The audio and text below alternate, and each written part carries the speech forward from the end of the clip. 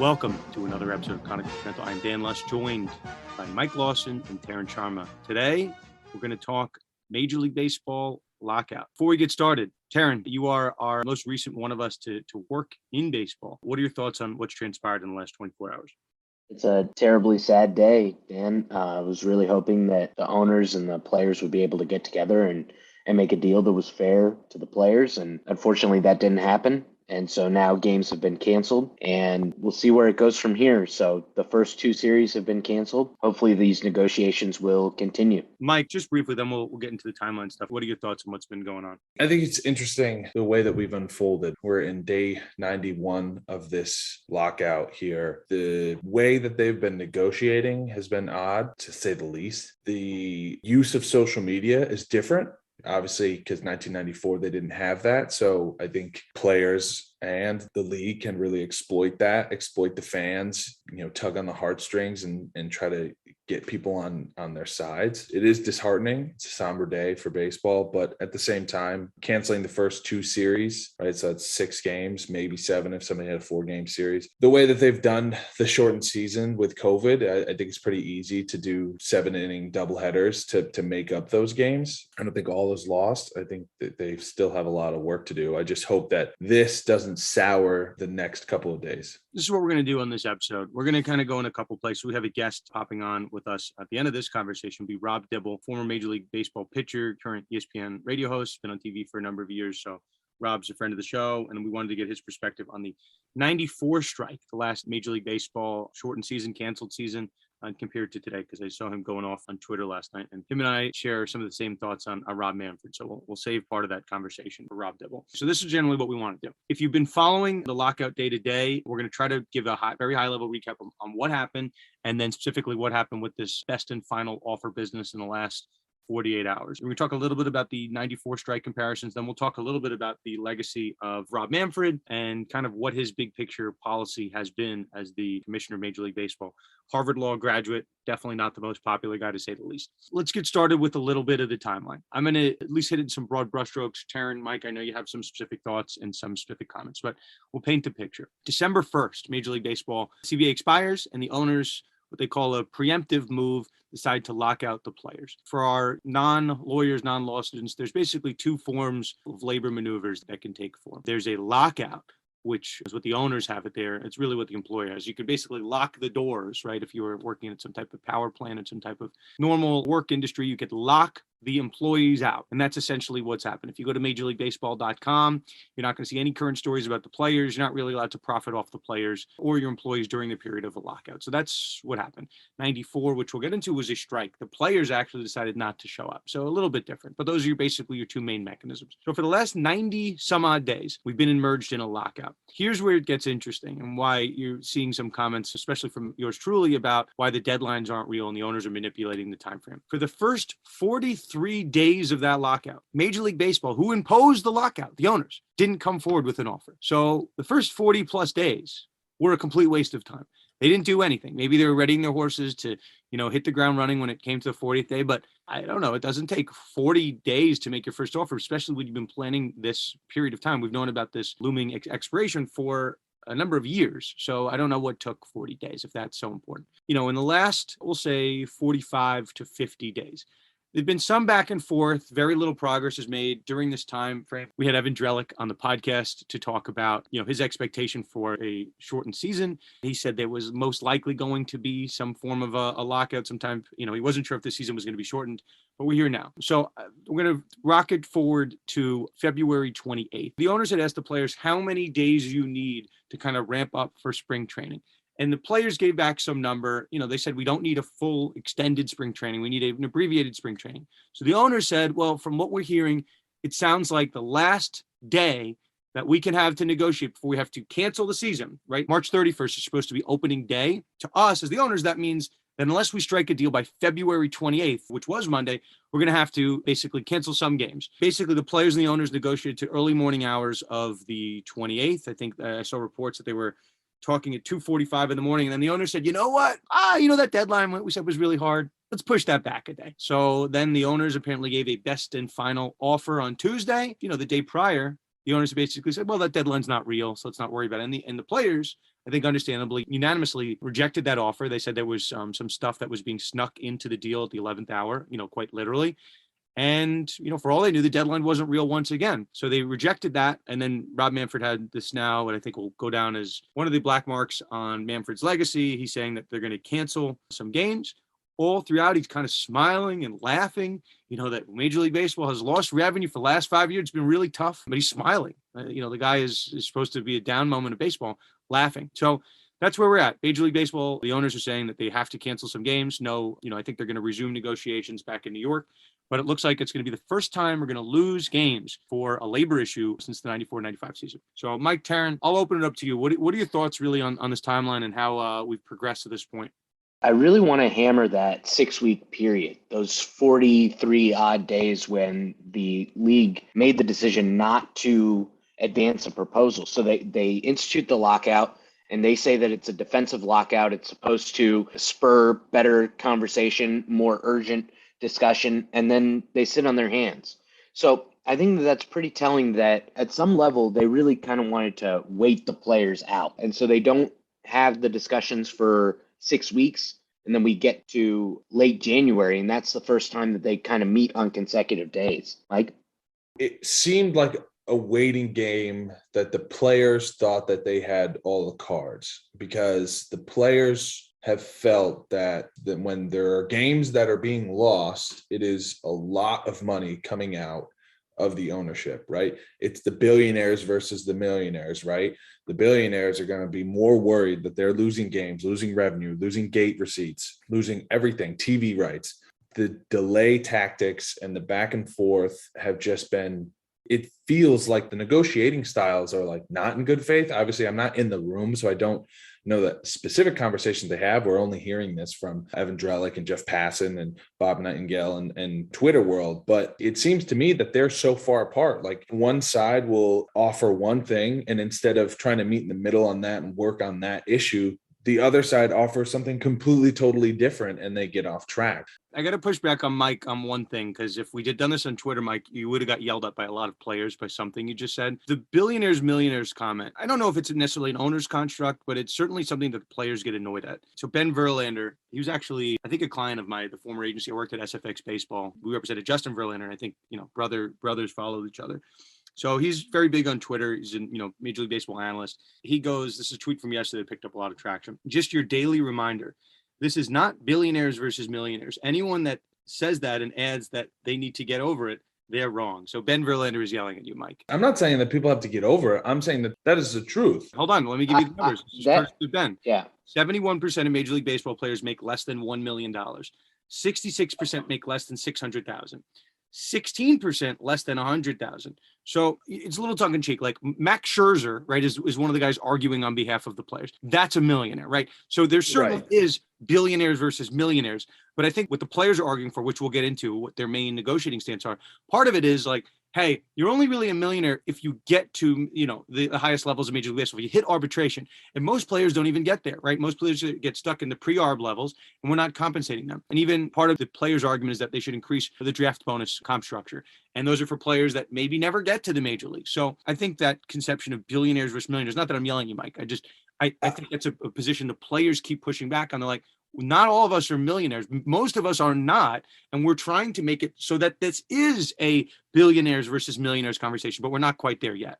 Right. And I want to walk that back. I'm not saying in the context, because I guess billionaires versus millionaires is the construct that people are saying this is such a stupid argument because both sides are extremely wealthy. I was saying more so that the billionaires being the owners, because we know that they are the billionaires. I guess I'm generalizing millionaires being the athletes, but I'm saying in the billionaires have more to lose. They feel more slighted by losing games and the revenue that they so desire from each of those games. That at the same time, the athletes have their salaries, but I'm just saying that seems to be the waiting game. And we've seen that before with different labor strikes. And we've heard that before where the players kind of hold the cards until the end. And then the league kind of caves in because they're like, we don't want to miss games. Let's get a deal done. That's kind of what happened in 2016 when the last CBA was done. And that's what Manfred has also cited to, where they just kind of kick the can down the road. And you can only kick the can down the road so far until we get to where we are. Mike, you're not wrong, right? The owner's position in baseball, and this is why Rob Manfred's getting a lot of flack, the owner's impetus is to make money, right? The baseball's impetus, baseball players are really to play baseball, right? That's their job. So if you're saying who's more concerned and who's getting more hung up on losing money, it's obviously the owners, because that's their whole platform. We want to make as much money as possible. We have some interesting statistics, but Tarun, let me turn it over to you. I know you want to jump back in. I just think that the perspective is a little bit different. I think that the owners are more willing to stomach those losses in order to, on a more meta scale, to break the union, and on the smaller scale to really make the money and not have to make these concessions. So I think it's the other way around. I think that the owners are trying to wait out the players in hopes that, they'll be missing these paychecks because they won't be playing baseball games. And as a result, they won't have the war chest to stomach a long lockout. But again, this is all the owners have done this. This is not that the players are striking. The owners have instituted this lockout. So I was hoping that we could talk a little bit more. Evan Drellick tweeted out some of the proposals, that last and best final offer, whatever the language that was used. So a lot of this discussion focuses on this CBT, the competitive balance tax. A lot of people know that as a luxury tax. It's basically acted more like a soft cap in recent years. So yesterday you heard in the union's press conference that Max Scherzer was saying there's no question that it's acted as a salary cap. Look at how the Padres are outspending the Yankees. Now, I don't necessarily think that that's the best argument, but the best argument would be look at how many teams are clustered right around the luxury tax number, but they're not going over. That means that they are treating that, even if it's as a soft cap, as a cap in some manner. Now, there are some issues with the CBT, one being that it's not directly tied to revenue. So if, as Major League Baseball revenues have been going up, which they have, it's more than an $11 billion industry right now, then the CBT would be higher, but it hasn't been. It's been moving at a snail's pace. And to the credit of the union, they weren't trying to get it back all at once. So we'll talk about these proposals. So MLB's most recent proposal for the CBT in 2022 was for $220 million. So that means that once you cross that threshold, a team would be taxed on every dollar above that amount. There was also discussion over increasing that. So the union wanted to be closer to $240 million at 238. And then they wanted to increase by $6 million every year, whereas the owners wanted to stay at $220 million through 2024, and then increase by $4 million, then increase by another $6 million. So you see that one side is getting closer to treating the luxury tax as it actually is, which, it should be tied in some way to how the revenues are doing. And then the other side is really just trying to, because there's no salary floor, right? So with a salary cap, there's also a salary floor, but in this case, there is no salary floor. So the lowest spending teams are not only taking advantage of revenue sharing, but then they don't want to be outspent to such a high degree. And that's something that we heard about yesterday in the commissioner's press conference. Did you get to catch any of that, Mike? Yeah, I watched Manfred's press conference. I saw a lot of his comments. Everyone on Twitter is watching his dry swings for golf. Dan brings up his comments from the last World Series. I have some comments on that. His allegedly sober comments. When they talk about revenue, like the revenues of teams going down and stuff, obviously people who are far more into the analytics than I am are digging into the weeds on the actual revenue that's being reported by these owners, which clearly shows that revenue is not going down. They keep citing to the fact that they lost money with the COVID season, and they were still trying to make that up. But I think the only hope that we got, and I think you said it before, Tarun, was the fact that they were giving false hope on Twitter that they were close to an agreement. They negotiated for however many hours straight, 12, 15 hours straight to get close. And they thought they were really, really close. And then all of a sudden the next morning after they had stopped, the league comes back and was like, oh, they're negotiating in bad faith. We thought we were close, and it kind of fizzled after that. But the only thing that we were able to, I guess, agree on was an expanded playoffs where we have 12 teams in the playoffs and a universal DH. Now, I don't know what's better, the DH or the 12-team playoff structure. I think the playoff structure is an interesting bonus. I think that benefits the owners more than it benefits the players. Going forward now, it appears that Rob Manfred is now putting the blame on the players. It's very clear that they're saying this was the players doing. They were negotiating in bad faith. They were the reason that these negotiations kind of halted, and we have to like regroup before we can negotiate again. Let's isolate what they have agreed on and a little bit more on what the best and final was. So as what we were reading, we were all reading different sources, Nightingale, Passon, Chelsea Janes, who had quoted us, just shout out to Conduct Detrimentals, quoted us on our coverage of the baseball antitrust lawsuit. But everyone's been doing a great job covering this. My understanding is that only two things really have been agreed on, and someone can correct us if I'm wrong, but the 12-team baseball playoff had been agreed on. I think the owners wanted 14 teams, and there was some understanding that basically if there was 14 teams added to the playoffs, that there would have been a check that ESPN would have cut to baseball automatically, because I guess the extra round of games, whatever, there were more patches they could put on. So that was an easy one. But I think Tony Clark and the players have said, listen, if you're going to get that, near $250 million, we have to get some percentage of that. So we don't know the exact dynamics, but at least what we're understanding is that 12 teams was agreed upon. And the other thing is the universal DH seems to have been tentatively agreed upon. Now, short of that, Tarun, you went to great lengths explaining the, competitive baseball tax. The players, let's be clear, and for purpose of this conversation, there are like a number of things that the owners and the players are arguing between. It's not just money, right? We're in these nuanced weeds of the DH, right? The rookie wage scale, there's a number of issues, competitive balance tax. Here's what the players isolated their 4 points that they wanted. They wanted the players getting paid more earlier in their careers specifically, right? This is to the conversation that we talked about earlier about not everybody making it to the millionaire status, maybe not everyone making it to free agency. Fixing service time manipulation, that's the Chris Bryant case that everyone always talks about, that the guy had 171 days of service and basically missed out on hitting free agency a year earlier because of 1 day of service, because the Cubs, in their infinite big brain wisdom, figured out when exactly to call Chris Bryant up. Number 3 is preventing teams from tanking, and a lot of that's the competitive balance tax that Tarun, you talked about. And the 4th is removing restraints on free agency. So let's go to our friend, Evan Drellick, who, we had Evan on the podcast like a year and a half ago. Evan has like rocketed up to superstardom. So, we're going to say it's because of us. We'll say that his trajectory really aligns very closely to his first appearance on the show. Tarun, you laid out the CBT proposals.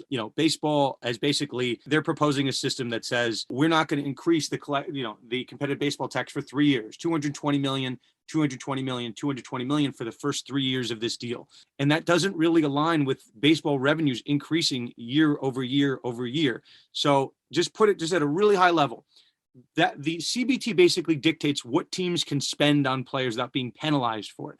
So if you're not going to increase that level while revenue is increasing, it's in bad faith, right? If baseball is making more money and you're basically saying we're not allowing teams to spend that on the players, that's, it's going directly into the owners' pockets. So beyond the CBT, which Tarun spent a lot of time explaining, what the players want is they want an increase on the Major League Baseball minimum.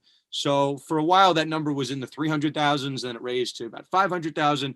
Now the MLBPA wants that number to start at 725,000, with increases of 20,000 over the first few years. Major League Baseball responded with their last and final offer that they want that number to start at 675. So about 50,000 off with 10,000 increases every year. So, they seem pretty close on that. I don't think that's that far off. And then there's this pre-arbitration bonus pool. And that means the players that have not yet reached arbitration, that you have to be a third-year player basically to reach that. Major League Baseball is proposing a general pool of about 30 million to be allocated across these pre-arbitration players. So you don't have a player like Mike Trout, who's basically winning the MVP, and there's no mechanism to pay him more than the Major League Baseball minimum.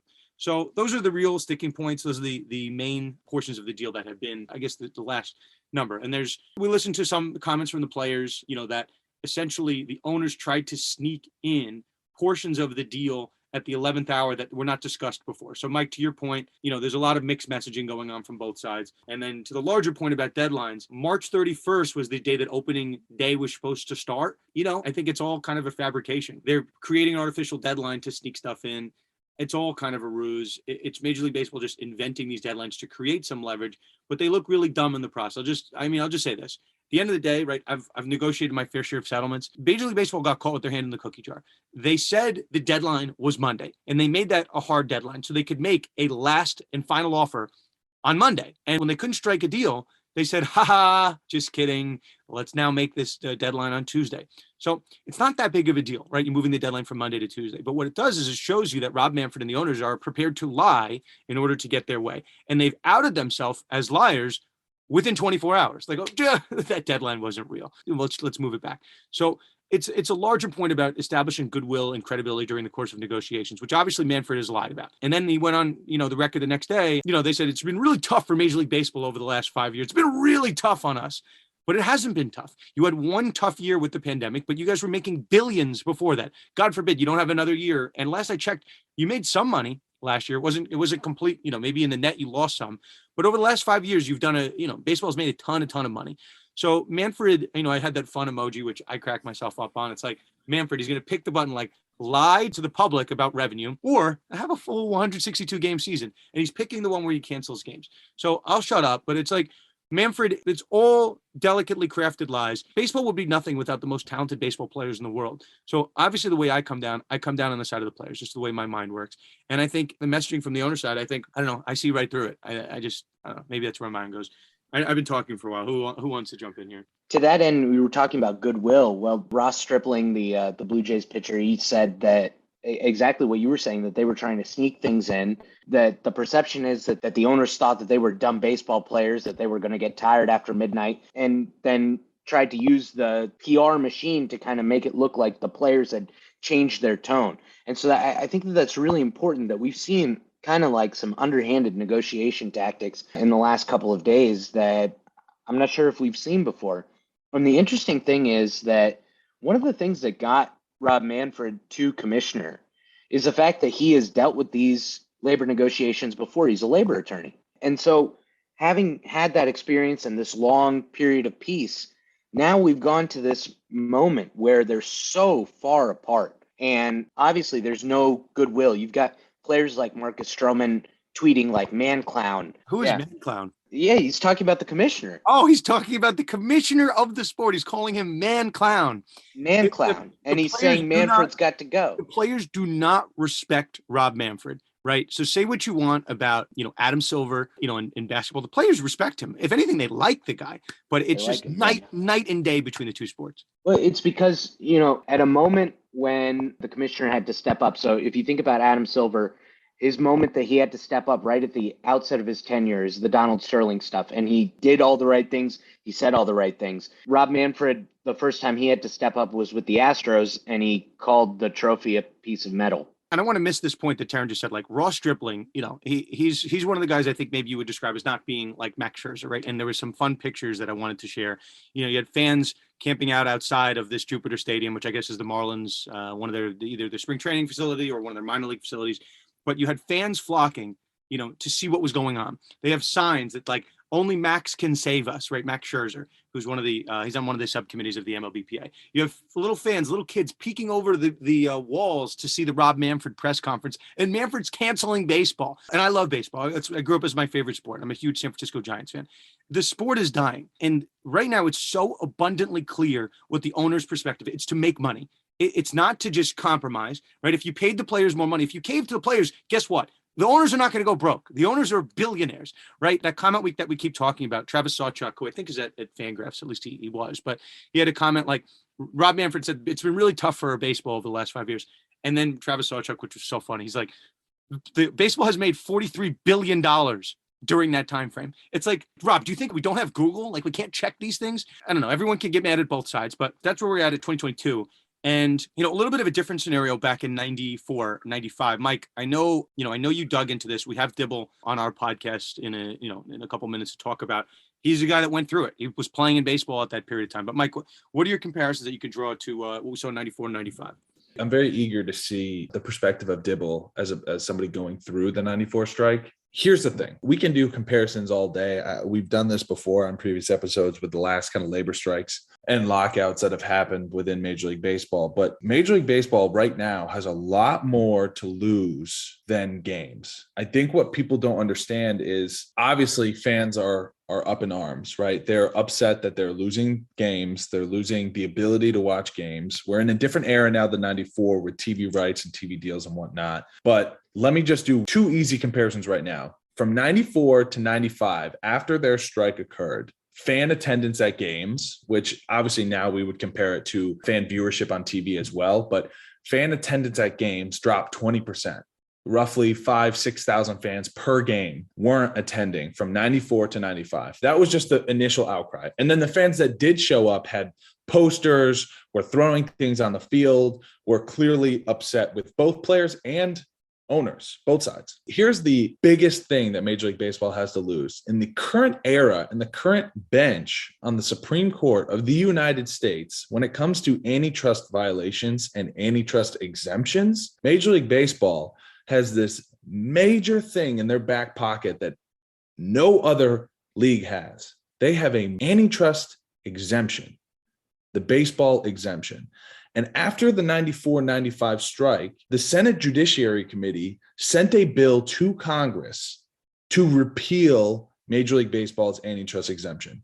And that was at a time when there wasn't complete opposition to this exemption as there is today, and the status of the Supreme Court and the bench that sits on it that so clearly is against antitrust exemptions, as we've seen with Alston, as we've seen with Kavanaugh's dissent, with the attack on Major League Baseball's exemption for antitrust law. There is something that could potentially uproot that exemption that Major League Baseball so proudly stands behind. And I'll even throw another thing in there. Judge Sotomayor, who currently sits on on the Supreme Court, is a justice on our bench. She was in the Southern District of New York, who issued the preliminary injunction against the owners during the strike in 94 to effectively end the strike. So I think there's a lot more on the grand scheme of things that can really impact the game besides this ticky-tack back and forth about money, which is very important. But I think on the whole scope of the sport as a whole, that in general. But going back to the initial comparisons here, right? We're in the 91st day of the lockout, right? This is the owners' lockout. The 94 was a player strike. That lasted 232 days. And 948 games total were canceled, right? As of right now, we're looking at 6 or 7 games per team, right? So you can do the math there. That's a few hundred games. We lost the 94 playoffs. We lost the beginning of the 95 season. The timeline of this is very important. As you're talking about the Senate Judiciary hearing, which I guess was baseball's attempt to get an antitrust exemption, that was in June of 94. So this was during the Major League Baseball season that was happening. So when they didn't get that antitrust legislation, that's why they were in front of politicians. Donald Fear, who at the time was the head of the MLBPA, he said that the action left the players with little choice but to strike. Quote, "We felt in 94, we were pushed into it." I still think that's a justified conclusion. So what had happened before we get to the missing of the playoffs, on July 28th of 94, the MLBPA set August 12th, 94 as a strike date because the owners, I guess, were withholding money out of the players' pension plan. So the owners had started to kind of stir the pot. So at that time, just for our baseball fans, right? This is why we talk when the owners and the MLBPA can't figure out, the fans lose. The Montreal Expos, right, were in first place. I think they had the best record in baseball. There was a shot that I think Tony Gwynn, was hitting 394 at the time of the strike. So we had a chance to match that magic number of 400 from Ted Williams. And then Matt Williams of the Giants had hit 43 home runs with 47 games left to go. So he was on a pace to match Roger Maris's record at the time of 61 home runs. So we lost as fans. That season was canceled. So Mike, before we just say we missed the rest of the season, there was a season of baseball that was being played. So right now, right, we're losing at least some games of the 2022 season that haven't yet occurred. So there's going to be less strife and people are going to go less crazy about that. But in 94, you could probably say there was more outrage because we were in the middle of a year. It's like if the train was going 150 miles an hour and then just went off the tracks. So a little bit of a different, I think of a chronology. I think that part's important to the story. No, absolutely. Absolutely. And if you want to do some funny statistical anecdotes, right? Jeff Bagwell actually won the NL MVP. And right before the strike, he broke his wrist. So he was supposed to miss the rest of the season. But because the season ended and where his stats were at that time, he won MVP. So that is very interesting. He's made comments before where he's like, I definitely shouldn't have been MVP because I would have lost the rest of the year, but because of the strike, I ended up getting it. So, I mean, there is a lot of things like that. I mean, people also cite the fact that because of this strike, we lost the Expos. The fandom in Montreal kind of fell apart because of this strike. And you cite the antitrust exemption. At the time, that was really the only thing that they were throwing out was like, let's repeal the exemption. The owners have too much power. The league has too much power. But when I cited to the Senate Judiciary Committee was after the strike had ended. negotiated. So it was August 3rd of 95 when they sent the bill to the entirety of Senate to repeal the exemption. But back then, a lot of the fights were over salary arbitration and as well as a salary cap. They wanted to have a hard salary cap, which is what the biggest fight was. It's also interesting here, right? We see the amount of hours that are going into this negotiating back and forth, and we're seeing the players like walking between buildings. And every time that happens, like Drellick or Passan or Bob Nightingale takes a picture of, well, they're going to the player side now. Well, they're going to the owner side now. The biggest fight that they had in the 94 strike was a 3.5-hour negotiation with a federal mediator. And after that, that was like the big, like, we clearly have no agreement, that we're getting nowhere type of situation here. So I guess the comparison again, what we can make is, where do we go from here, right? With the current strike that's happening right now, what's next? We've heard the NLRB, we've heard, obviously federal mediators wasn't a thing, but what's the next avenue? Because they clearly can't negotiate with each other. Who do they go to? With the 94 strike, they went to the Senate. They had to get an injunction from the Southern District of New York to end the strike. And here now, where do we go next? Before we talk about where to go next, another fun story with the Bagwell one. So sometimes we have in sports, players are traded for a player to be named later. During the season, the Minnesota Twins traded Dave Winfield to the Cleveland Indians for a player to be named later. Okay, not that big of a deal. Except when the strike happened, there could be no more transactions. No more transactions. So the story, when we were doing our research, I thought was so funny. So officially, the Twins were listed as having sold Winfield to the Indians. Dave Winfield, the Hall of Famer, great player. But the actual transaction was conducted much differently. Instead of the Indians buying the contract outright, team management went out for a meal with Twins management, and the Indians paid the tab.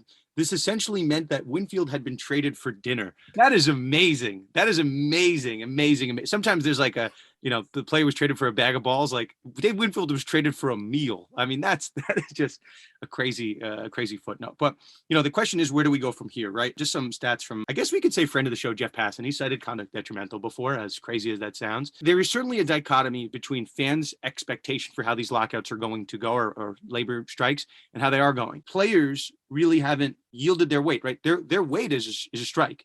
So I guess the competitive baseball tax has rose about 18%, when over the same period of time, industry revenue is going up by 40%. So players are seeing that and saying, hey, like, why aren't those numbers the same? Why aren't our pockets being lined as equally? Why have you done things to stop the raise in salary, right? Tarun, you had all these great examples, like the Pittsburgh Pirates, their floor, right? There is no floor. Pittsburgh's roster is worth like 51 million. And then the Dodgers, right, are like 200 plus some odd million. But not unlike other sports, like in basketball, for example, everyone's really close to the max, right? There's these max player contracts. So it's just less of an issue in these other sports with the floor. Everyone's got issues with tanking, but baseball seems to have this huge gap and disparity between the have and the have-nots from a financial level. So where do we go from here? I think baseball's got to rethink what they're doing, because they're certainly causing harm to the sport. We haven't talked about it. We spent maybe a year ago on the podcast talking about how Manfred messed up the COVID negotiations in a sport like baseball. We're not going to get into the politics of COVID and whatnot, but like, baseball is a socially distant sport. Just think about how baseball is played. There were other baseball leagues overseas, like the Taiwan League, the Korean League. Those guys were playing baseball. And here domestically, we couldn't figure out how to play baseball. So Manfred and the owners have at times, just delayed, and they've cost us games. So, obviously the owners are really happy with where they stand financially, but I think the fans are going to lose interest. Like, there was a great comment I saw on Twitter.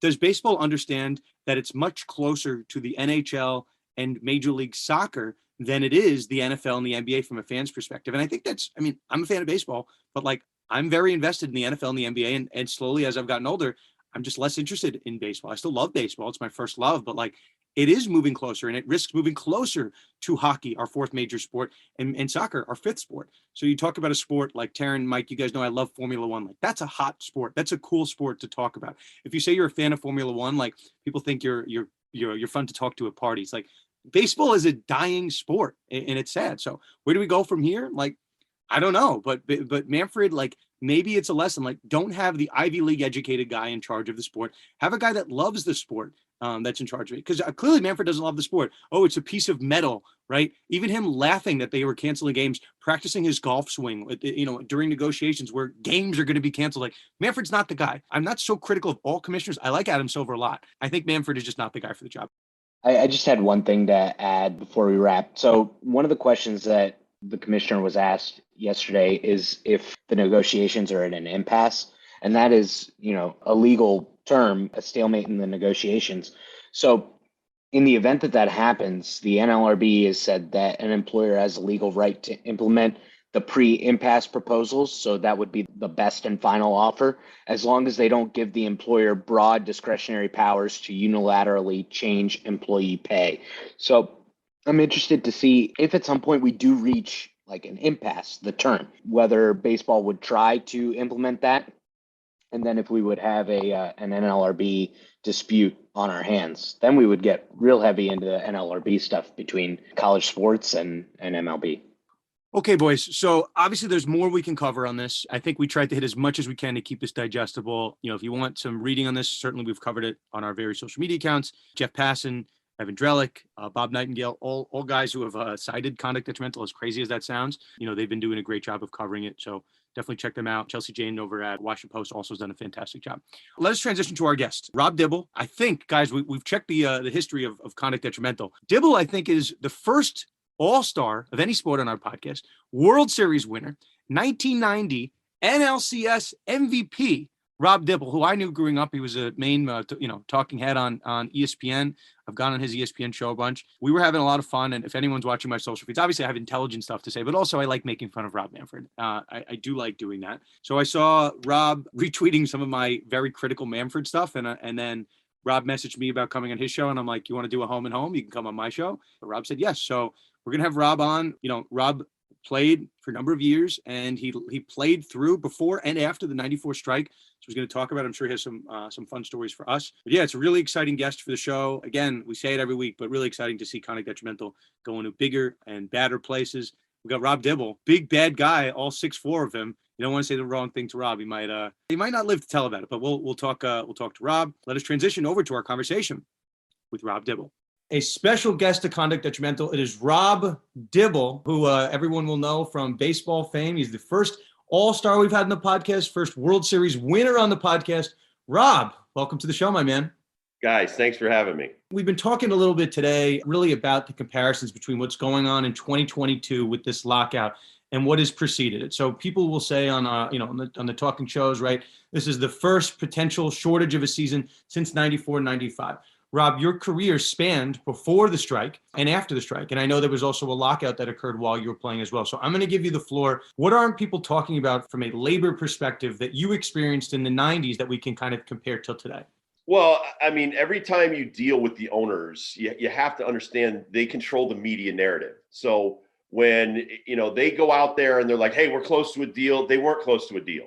When they talk about, hey, we offered them, 700,000 minimum contracts, but that's not a giant raise compared to how much money they've made revenue wise over the last 10 years. They're increments of billions compared to hundreds of thousands. It doesn't correlate. So, we've got really good labor lawyers. They've got really good labor lawyers. We've got really good accountants. And when you think about all the billions that is not really included in their final statements, this is what upsets the Players Association.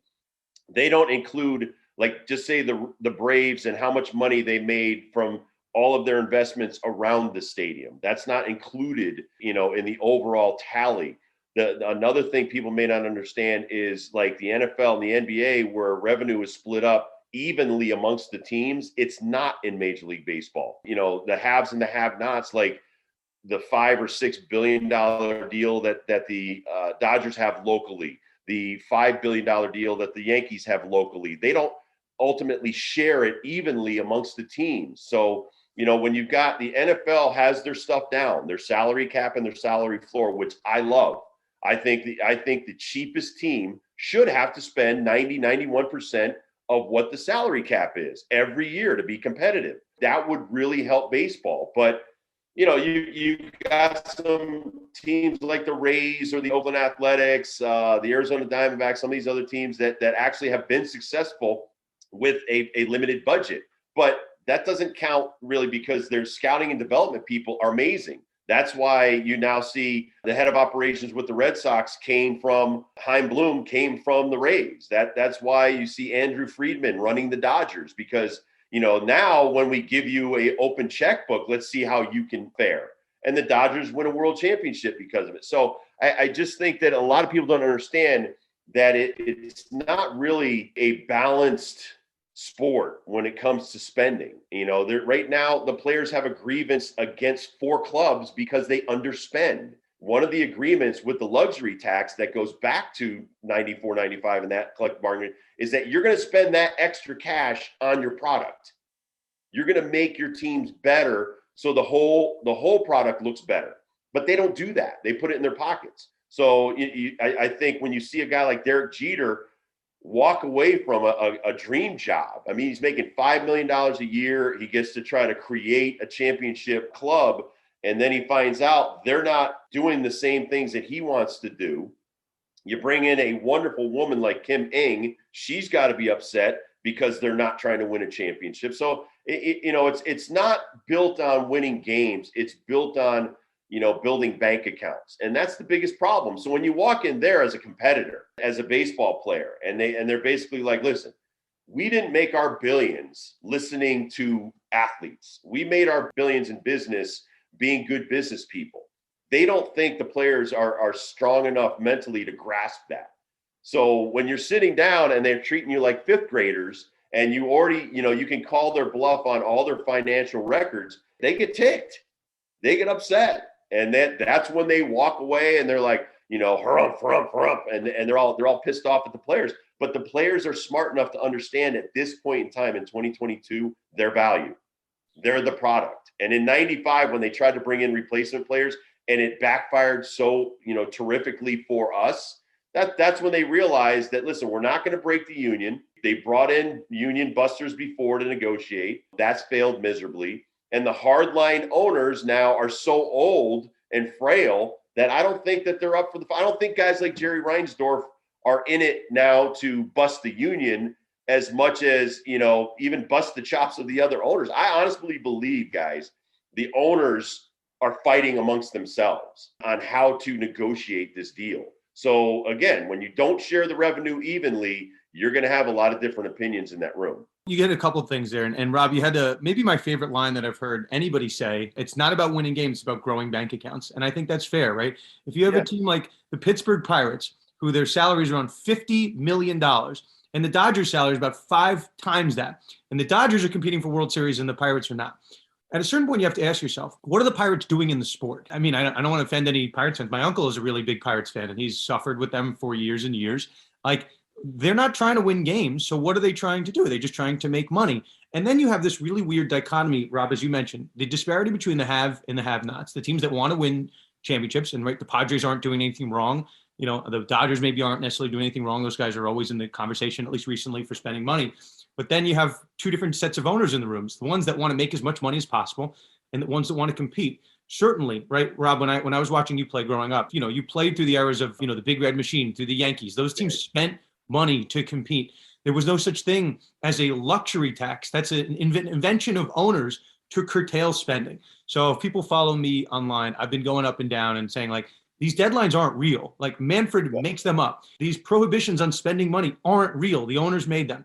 There's a stat that I saw that Jeff Passan had at ESPN, that revenue has gone up about 40% in the last, about half decade, right around there. And of that same period, the competitive balance tax has only gone up about 18%. So, I don't need to hear anything else. The owners are making 40%, but the players are only being paid, in theory, 18% more. And that's not really the case, because actually salaries have gone down over the last couple of years. Get to that point. Right. Players' salaries the last 4 years have decreased. Right. While their revenues have increased. That doesn't make sense. It's assuming that the team spent all the way up to the competitive balance tax threshold, which they're not. Let's assume, like, in a vacuum, okay, 18%, that's what the salary cap has been raised to. And in theory, right, all teams are spending that, but that they're not, right? We're talking about the Pirates. So, I don't know. It's a really messed up scenario. Rob, what I want to take you back to, because we have a lot of lawyers, law students that are listening to this, looking to write, Rob, if you can imagine this, they're looking to write like 100-page papers that we call law review articles on this particular topic. And it's a big one. So the history from the early 90s, there was a lockout. There were replacement players. There was the strike in 94. Can you speak a little bit about labor relations in those early years in the 90s? Oh, it was awful. When I walked into it, I was walking into the world of collusion in the late 80s. So my first half season was 88. So I walk into it and it's just like, you can't move around freely as a free agent. And, what people may not understand as well, guys, is you sign a contract and you're under contract as a minor leaguer for 6 years. If you never make it in those 6 years, they own your rights. So as you get older and you're not making it to the major leagues, you cannot move about the minor leagues freely. So then you get to the major leagues, that clock starts over again, and it's 6 more years. So I was with the Reds for 11 and a half seasons, and I had 8 one-year contracts at the major league level. So I fell into the category of I never got a long-term contract. I certainly, right before I got called up to the major leagues, knew they were trying to trade me to the Philadelphia Phillies with Nick Esaski for Mike Schmidt. And I had been told that. So, when you get to the major leagues and you sit down with the general manager and Pete Rose, and they're like, you're here for 2 weeks. It's kind of shocking. The revelation that I've gone to Puerto Rico in the winter twice.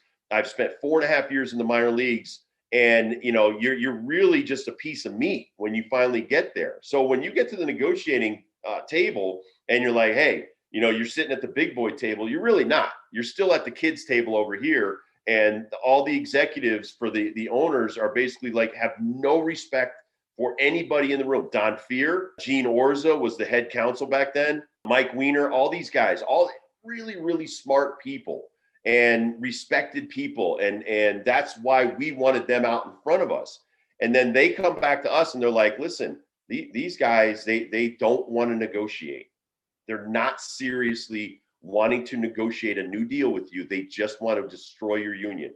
And so everything that we had to do from the collective bargaining agreement at the end of the 80s, before the lockout in 1990, and that collective bargaining agreement was they're looking for a fight because of collusion. And because we won that $280 million settlement, and they're going to fight you the next time. And we knew that was coming.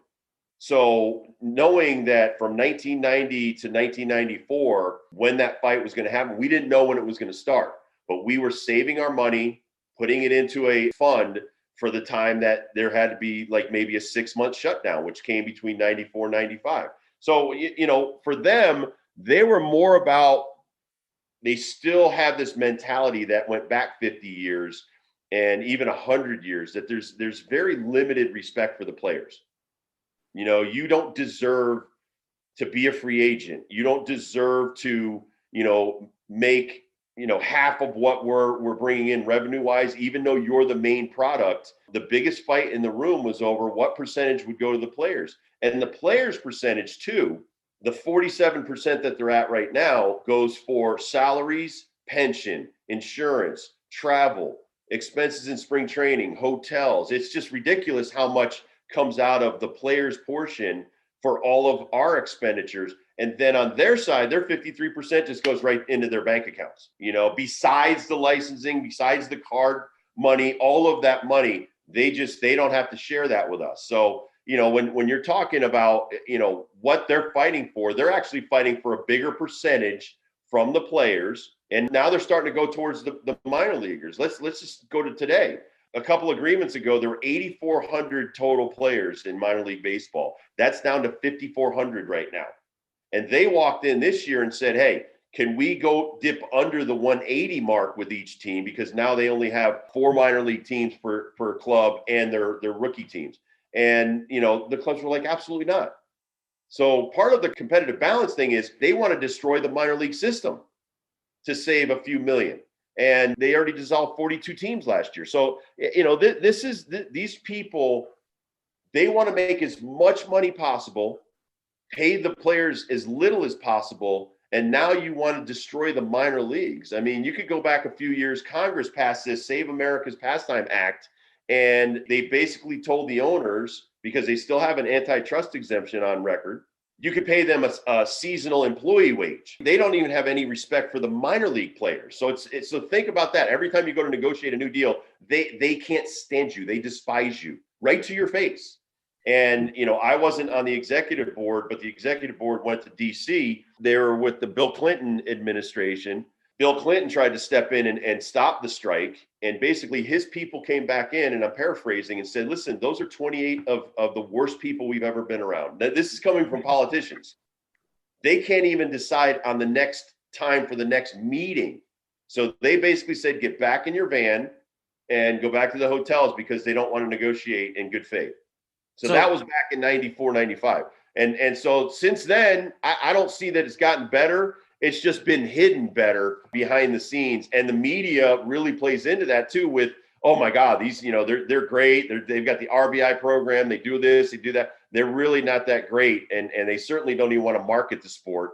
When your commissioner tells Mike Trout he needs to market himself, the best player in the game. That just shows you there's a disconnect between the owners, the fans, and the people that are the product on the field. Well, that's what I wanted to ask you about. So do you see the current relations where you have current players like Marcus Stroman, tweeting out that Manfred's got to go, that you calling him man clown, that Stripling is saying that, they're trying to sneak in these things in the last minute and they're treating us basically like we're dumb jocks. Do you think that that's how the players have been perceived for this amount of time by the owners? And do you think that that can improve, or are we going to have to head back to court and have some other third party determine where we go from here?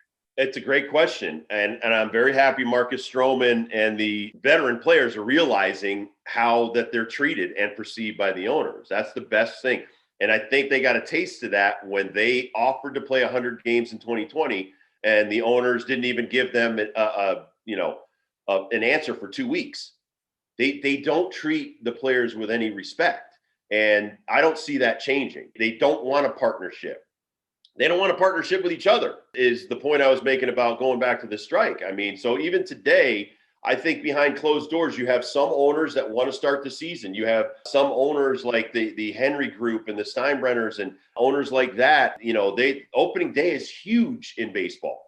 Right. It's a huge revenue stream for a lot of them. And again, away from the field, around, the Ricketts family developed everything around Wrigley on purpose because that is the happening place. Even as an opposing player, I love just going out the doors of Wrigley and walk across the street. Right. I loved it. And the people are wonderful. The fans are wonderful. They treated us, as well as they treated the home team. And we are the visiting team. St. Louis was the same way. Pittsburgh was the same way. I loved those towns as an opposing player. But you get that vibe from the fans, but you don't get treated that way from the owners. I still don't get it, other than the fact that these people don't love the sport like we do. There's this bitterness with Manfred. I don't know where it comes from, but to call the World Series trophy, no other commissioner would dare do this in another sport. But to call the World Series trophy, which I have a replica about 30 feet from here, and that's 40 years of playing baseball for me. When I look at that, and I'm still teaching young kids, it wasn't winning that. It's trying to accomplish your goals. And to call that a hunk of metal. And how about this, guys? And Jeff Passan, I want to credit him with this, because I had no idea about this until yesterday or the day before. For the team that beats down the players the most in arbitration, they get a mock championship belt.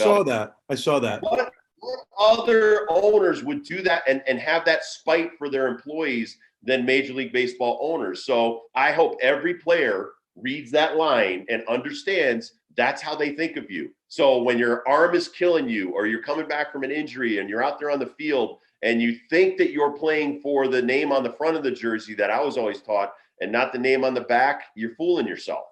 You're fooling yourself. These guys give their heart and soul to the game, and they're rewarded by, that kind of spite right in your face.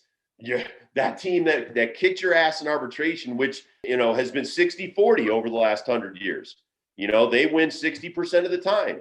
And so whoever does the best job of kicking the crap out of the players, here's a belt for you guys, mocking the players. And so, it's really hard to respect people that do that to you and have that kind of spite to you. But I'm glad the players now have, it didn't just galvanize these guys. It made them realize that without the union, think of how bad your career and your life would be as a baseball player. You wouldn't have Kurt Flood and guys before him struggling to do what they did. I was honored to be in the major leagues and even get paid what I got paid. because of what they struggled to do. And Kurt Flood lost his case. He didn't even win his case. But a lot of guys that came after him were blackballed. A lot of guys that didn't cross our strike line. This is what bothers me, that they should have been taken care of by the union. They didn't even get a chance to play in the major leagues, because if you didn't cross that strike line when you were asked, you never made it to the major leagues. And there was dozens of guys that did that. So for me, it's more a question of, listen, you really, really have to love and sacrifice a lot to play baseball. And then you'd have to do it all over again when you negotiate with these people. I think that, to your point about galvanizing, Stripling said that they've been preparing for this for the past 5 years. So I do think that the players have been aware of how they've been commoditized, and they're ready for it. I did want to jump back to your point about the media. And you mentioned Jeff Passan. He's probably like the biggest baseball reporter right now.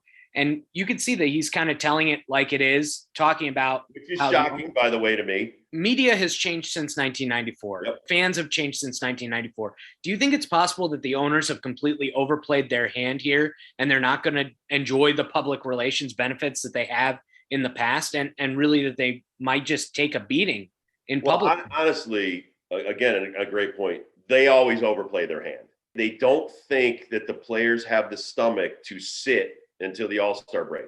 The money is there to pay people's bills for an extended period of time. I don't know how long that time is. I don't know how long the owners want to lose revenue. My wife already did the numbers on how many millions of dollars that they'll save not paying the players for 8 games. But again, are the TV people going to be ticked off? They have no content. You have these new contracts with TBS and Fox and ESPN in the billions and a 30% increase. Are they going to be angry? So, the games that they want to play, listen, the players are willing to do it. I don't even see a lot of guys working out right now. I know the Players Association opened up a place in Arizona. There's 22 guys there. You've got 1,200 guys on 40-man rosters. And as I said, now you've got the 5,400 guys in spring training, but, it doesn't need to be this way. My biggest problem is if you just had any kind of regard for the players as a partnership and understand that they want to grow the game as well. I mean, that's what I don't understand. I mean, even if the pie is 12, 15 billion, whatever it is, I respected the owners that walked in back in 94 during the strike and said, let's make the pie twice as big. Let's make it twice as big. And then it's easier to divvy up. Why are we arguing over a pie that's this big? And those are the guys that were the best, I think the best reasonable people in the room. And that they're billionaires. That they have respect in their businesses, and they didn't want to see it go this way. Nobody wants to treat and to me, it's about the fans, guys. The fans are ultimately the ones that lose. Having played 7 years in Cincinnati, some people's biggest trip of the year was to go to opening day. There's a parade. You go to opening day. Marge, when she was the owner, would bring in the circus. It was an event. It wasn't just a baseball game. So not having that is to me is despicable. I don't get it. I don't understand it. To have someone say, we're just going to cancel opening day. We're just going to cancel the World Series. Think of what it takes mentally to be that heartless of all of these fans that are in today's world with the climate that we are. And I don't even want to get into the politics of it. But they've planned out their vacation to go to Chicago or go to New York or Boston and see these opening series. And you're just like, boom, we're just going to cancel the first 8 games. Can you imagine the reaction of their kids that, for their birthday, maybe got tickets to opening day? To me, that's more disturbing than anything that they're fighting for in these negotiations. What you said that really struck me, and Tarun and I think all of us see eye to eye on this. What alarms me, I grew up, baseball was my number one sport. I played, travel ball, I played rec ball. My dad was my coach. All I thought about was baseball all the time. Kids today don't grow up thinking that. They grow up thinking about football and basketball because they see it on social media, top tens. You see the conversation shifting. Someone had a comment online, which kind of went viral. I don't know if you saw it, but someone said, does Manfred realize that baseball is closer to the NHL and the MLS than they are to the NFL and the NBA? And it hurts me to say that out loud, but that's the way baseball is trending. It's not trending to a younger demographic. It's trending to an older demographic. So what really pained me and why I was kind of triggered at Manfred, it wasn't that stupid, him taking a picture, taking the golf swing. I didn't really, whatever. He's taking a break. He can take a golf swing. I don't really care. it was him smiling and laughing during the press conference, canceling games. Like, that might have been lost on some people. I watched the press conference. I didn't just get the notification, games are canceled, whatever. I saw him laughing in the middle of this, like it was some game to him that, oh, we're going to have to cancel games. Like, that hasn't happened in 3 decades. Like, and it's happening under your watch, Rob. So you can call the trophy a piece of metal. You can kind of botch the cheating scandal, whatever. You botch the COVID negotiations, which at least as a lawyer, I had a really big issue with because they delayed that. And now again, December 1st is when they lock the players out. Okay, congrats. You can lock the players out. Didn't really make a difference. We had Evan Drellick on our podcast, the big athletic reporter, and he was saying it's not a big deal to lock him out. Let's see how the next 90 days goes. And then for the next 40 days, nothing happened. And that was baseball's decision to have nothing happen. So I have a real problem with how Rob Manfred is steering the ship. I'm a big NFL fan. I could, take my shots at Roger Goodell, but by and large, the NFL is doing a good job. They're making a ton of money. They're the top sport in the country. Manfred can be an unpopular guy like Goodell is, or like Gary Bettman is, but like he's leading the sport in the wrong direction. So I'm going to give you the floor, Rob.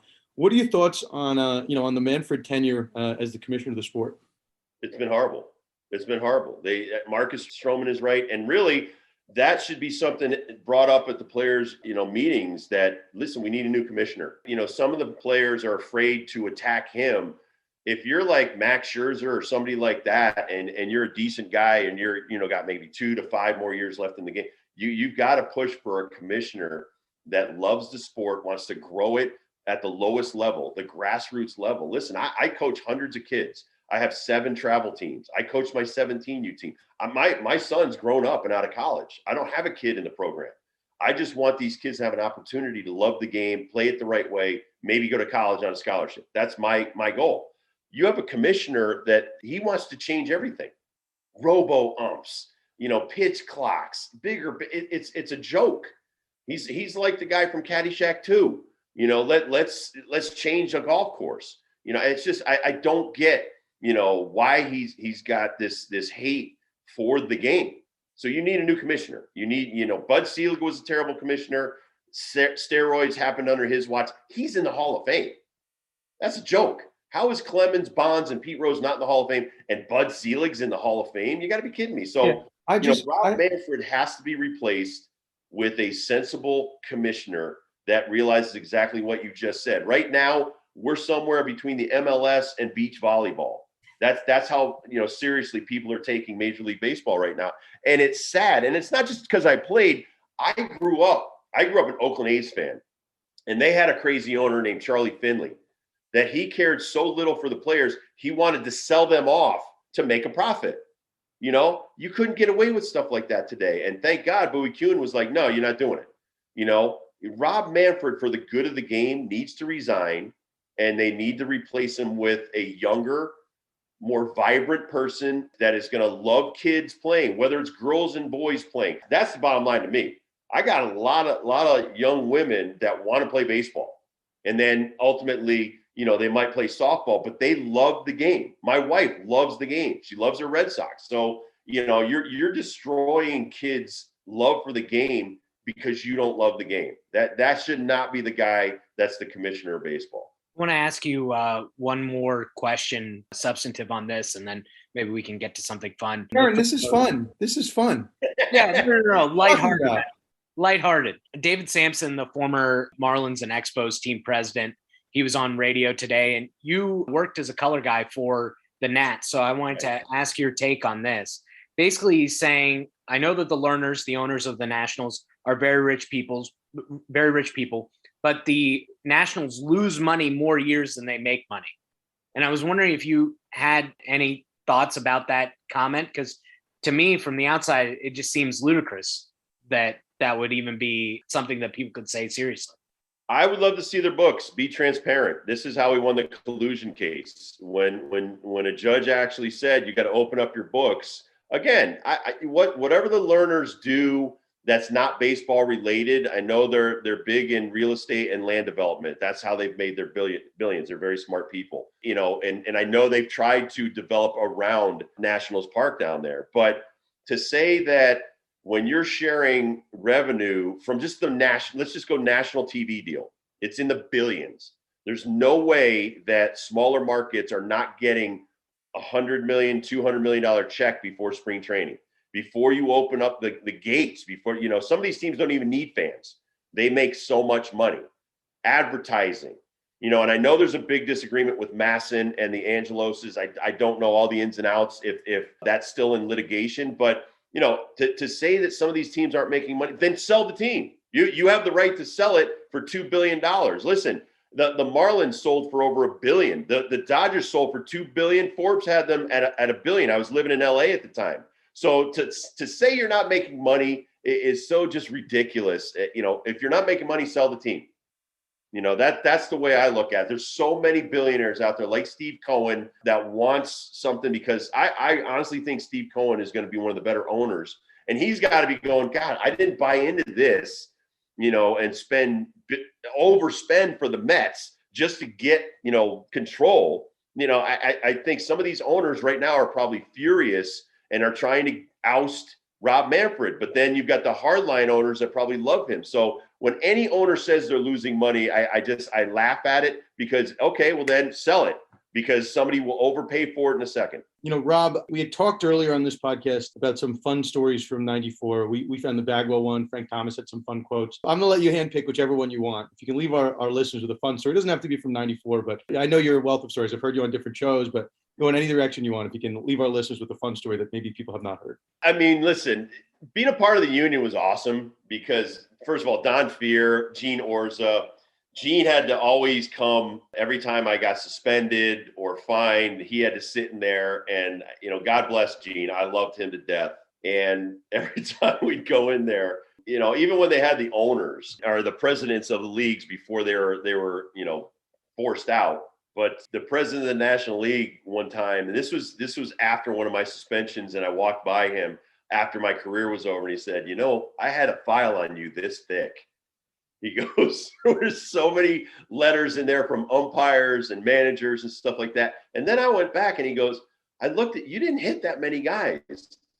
Because you hit 12 guys out of the 2,000 you faced. So I had this, reputation as a headhunter, and I was crazy and all that stuff. And, whether it was, the president of the league or, even guys like, God bless him, Larry Doby, the first African-American player to play in the American League. He was like, dude, you're awesome. Doc Ellis, when I was going through a bunch of crap, Doc Ellis came up to me. And now Doc, before he passed away, dude, when a 6'6" dude walks in and he's that imposing and he gets right in your face, he's like, I love you, man. Don't ever change. I knew that, because you didn't think that many people knew who you were, how you played, what your perception was out there. So I used to talk to my dad. My dad was a Hall of Fame journalist before he died. And I'm like, Dad, am I embarrassing you? Am I, too much of a jerk on the field? He's like, Rob, he said, you're what people pay to go see. He goes, you're an entertainer as well as a baseball player. So, I got that from Gene Orza, that lead counsel of the union, would every time give me a big hug and laugh. He's like, oh, here we go again. We got to go, see the commissioner and try to reduce your fines and all this other stuff.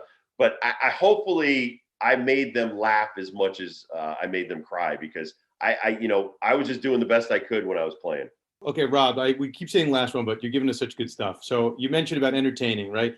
During the steroid era, the biggest issue that we had, right? We had guys that were entertaining, Barry Bonds, Roger Clemens. I'm not saying anyone did whatever, but there's an association with those particular players. You mentioned it. Neither of them are in the Hall of Fame. Tarun and I are both Giants fans, so I have my thoughts on Barry Bonds. He's one of my childhood heroes growing up. My uncle was a big fan of him with the Pirates, so it's a guy that's been near and dear to my family. So I don't know, Rob, you're a former player. You've been in the space. What's your take on the Clemens and Bonds Hall of Fame candidacy?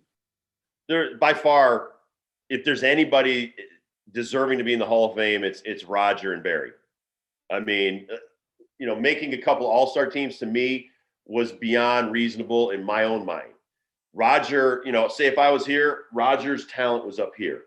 For Barry Bonds, I played with Eric Davis, who, had he not gotten banged up playing as hard as he did, maybe he makes it to the Hall of Fame. He was one of the most ridiculously talented players. But again, Barry Bonds, as far as playing left field, hitting, running the bases, everything that he did was exceptional.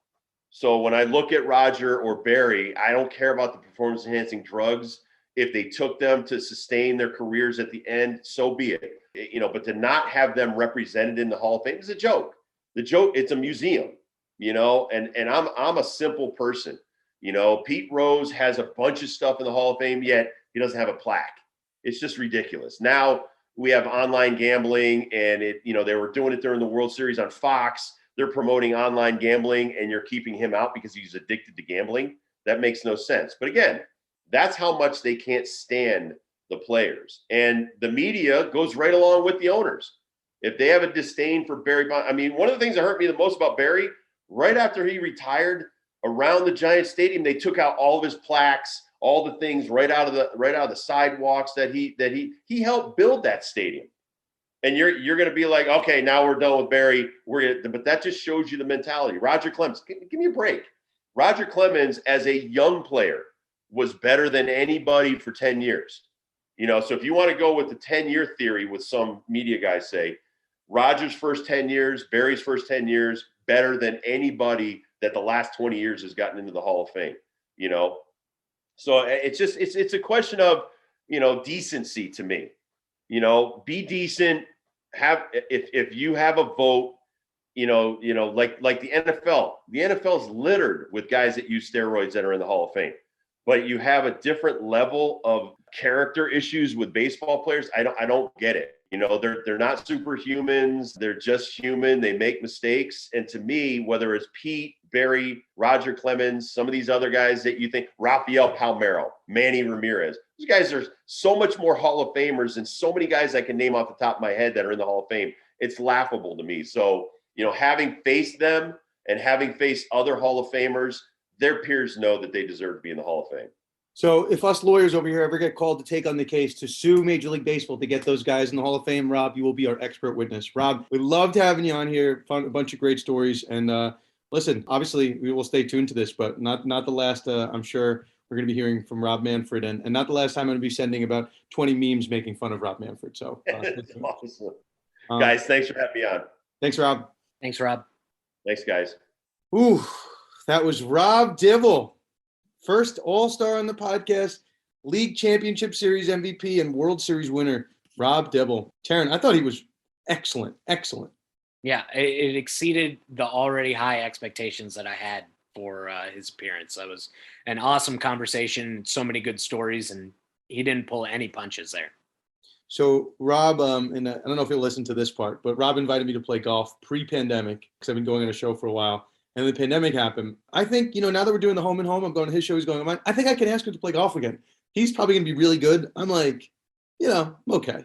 I'm like, high 90s. It was a good day. But I've never seen anyone take a picture of you practicing your swing during important negotiations. So how can I be sure that you're any good? Maybe I should be. Maybe I should pull a Rob Manfred.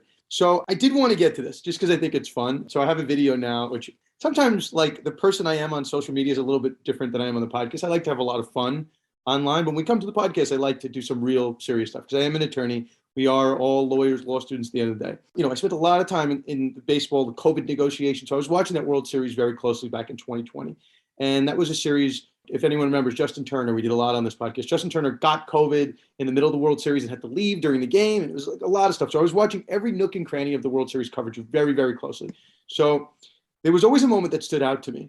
And it's a video that people that know me well, I post this video every so often just to mess with people, but it's a real video. So I was watching the World Series very closely, and Rob Manfred gives the trophy presentation at the end of the year. He gives the World Series MVP trophy. I was thinking maybe he was going to go to Kershaw, but it ends up going to Seager. So Rob Manfred gives this trophy presentation, and it's the oddest audio I've ever heard during a game. So I'm just going to play it. It is not edited. This is exactly how it occurred on television, and then we can break down this Zapruder film. Before I hit play on this, I'm just going to set the stage. There's a giant Chevrolet truck in the background. There's the Willie Mays MVP trophy, and there's Rob Manfred, and there's Corey Seager, shortstop. He's on the Dodgers, fantastic player, had a good World Series. So it's just those two on camera, okay? And that's it. I'm not going to say anything else. That's the scene that's set. And this is the audio that we hear. It's 30 seconds. Okay, everybody strap in. Corey, you thrilled our fans throughout the postseason with a great performance. You led the Dodgers to a World Series victory, and it's my pleasure to recognize your great play with the Willie Mays Most Valuable Player Award presented by Chevrolet.